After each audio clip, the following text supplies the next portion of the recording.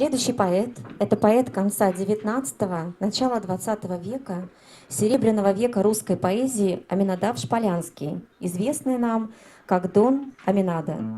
Не приняв Октябрьскую революцию в России, Шполянский в 1920 году эмигрировал в Париж, где в основном и прошла его творческая жизнь. А впервые в России он был издан в 1990 году. Музыка Олега Степанова. Песня называется «Как весело, ярко пылает камин».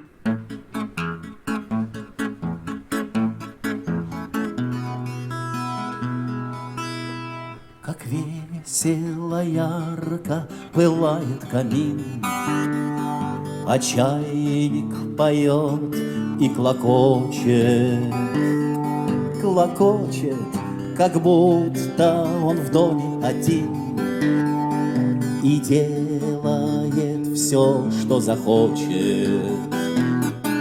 А черный, пушистый, ласковый кот с пленительным именем Томми считает, что именно он — это тот, кто главным является в доме.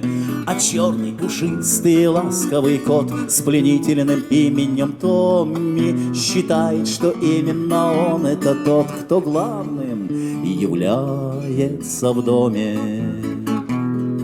За окнами стужи, туманы, снега, а здесь, как на старой гравюре,